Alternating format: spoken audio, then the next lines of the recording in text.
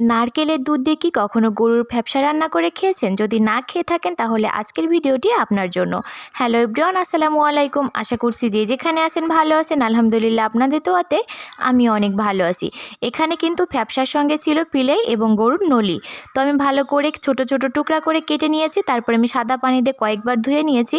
এখন আমি একটু গরম পানি দিয়ে ধুবো। তার জন্য কড়াইতে আমি এই যে ফ্যাপসাগুলো দিয়ে দিলাম। এখন দিয়ে দিলাম 1 টেবিল চামচ পরিমাণে লবণ এবং আধা টেবিল চামচ পরিমাণে হলুদের গুঁড়া।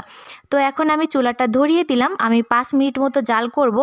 দেখতেই পাচ্ছেন ফ্যাপসার ভেতর থেকে কত পরিমাণে ময়লা বের হয়েছে। এই পর্যায়ে আমি চুলাটা বন্ধ করে একটা পাত্রে নামিয়ে নিব। নেওয়ার পরে আমি একটু সময় নিয়ে ভালো করে সাদা পানি দিয়ে কষলে কষলে ধুয়ে নিব, যেন এর ভেতরে কোনো ময়লা না থাকে। তো আমি অফ ক্যামেরায় ভালো করে ধুয়ে নিয়েছি। এখন আমি যে রান্না বান্না শুরু করে দিব। আমি এই যে কড়াইতে পরিমাণ মতো সাদা তেল গরম করে একটা তেজপাতা দিয়ে দিয়েছি। তারপরে দিয়ে দিলাম দারচিনি, এলাচ এবং লবঙ্গ। দেওয়ার পরে একটু ভালো করে নেড়ে চেড়ে নিব। যখনই তেল দিয়ে খুবই সুন্দর একটা স্মেল আসবে তখন আমি এখানে এই যে ব্লেন্ড করা মশলাটা দিয়ে দিব। এখানে আছে পরিমাণ মতো আদা, পেঁয়াজ, রসুন, শুকনা মরিচ, জিরা, দারচিনি এবং এলাচ। দেওয়ার পরে আমি এই যে একটু করে পানি দিয়ে দিয়েছি যেন মশলাটা নিচে লেগে না যায়।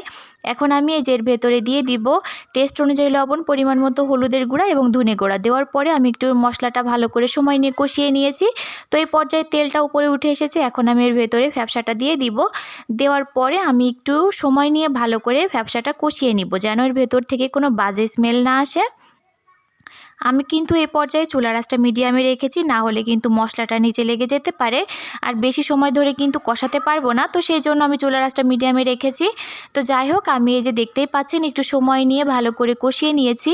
আমি কিন্তু অফ ক্যামেরায় একটু বেশি করে কষিয়ে নিয়েছি। আমার আজকের ভিডিওটি যে যেখান থেকে দেখছেন অবশ্যই একটা লাইক দিয়ে পুরো ভিডিওটি দেখে একটা গঠনমূলক কমেন্ট করে জানিয়ে যাবেন ভিডিওটি আপনাদের কাছে কেমন লেগেছিল। আর আমার পেজে যদি নতুন হয়ে থাকেন অবশ্যই পেজটিকে ফলো দিয়ে পাশেই থাকবেন। ধন্যবাদ সবাইকে। তো যাই হোক, আমি এই যে ভালো করে কষিয়ে নিয়েছি। এই পর্যায়ে আমি এর ভেতরে নারকেলের দুধটা দিয়ে দিব। যেহেতু শীতের সময় সেই জন্য আমি নারকেলের দুধটা গরম পানি দিয়ে করে নিয়েছিলাম। তো দেখতেই পাচ্ছেন আমি কিন্তু নারকেলের দুধটা পরিমাণে একটু বেশি করে নিয়েছি, যেন এর ভেতরে সাদা পানিটা ব্যবহার করা না লাগে। ফ্যাপসা নরম হলেও কিন্তু সিদ্ধ হতে অনেক বেশি সময় লাগে। আমি এই যে সব উপকরণগুলো একসঙ্গে ভালো করে নেড়েচেড়ে মিশিয়ে দিয়েছি। এখন আমি এই যে ঢাকনা দিয়ে 2 মিনিটের জন্য রান্না করব। যেহেতু নারকেলের দুধ দেওয়া, তো সেই জন্য ফেনা হচ্ছিল। এই ক্ষেত্রে কিন্তু ভয় পাওয়ার কোনো কারণ নেই, একটু পরে এমনিতেই ঠিক হয়ে যাবে। তো আমি এই যে ভালো করে নেড়েচেড়ে আবারও 2 থেকে 3 মিনিটের জন্য ঢাকনা দিয়ে রান্না করেছিলাম।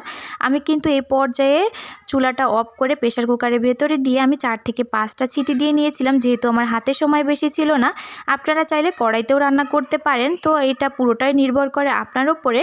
তো যাই হোক, আমি এই যে কড়াইতে নামিয়ে নেওয়ার পরে চুলার আঁচটা একদমই লোতে রেখে 4 থেকে 5 মিনিট মতো রান্না করে নিয়েছি। এই পর্যায়ে আমি যে ঢাকনাটা তুলে একটু নেড়েচেড়ে এর ভেতরে আধা টেবিল চামচ পরিমাণে গরম মশলার গুঁড়া দিয়ে দিয়েছি। গরম মশলার গুঁড়া দেওয়ার কারণে কিন্তু খুবই সুন্দর একটা স্মেল আসার খেতেও অনেক বেশি মজা লাগে। তো আমি নেড়েচেড়ে 2 মিনিটের জন্য ঢাকনা দিয়ে রান্না করেছি, যেন গরম মশলার স্মেলটা ভালো করে মিশে যায়।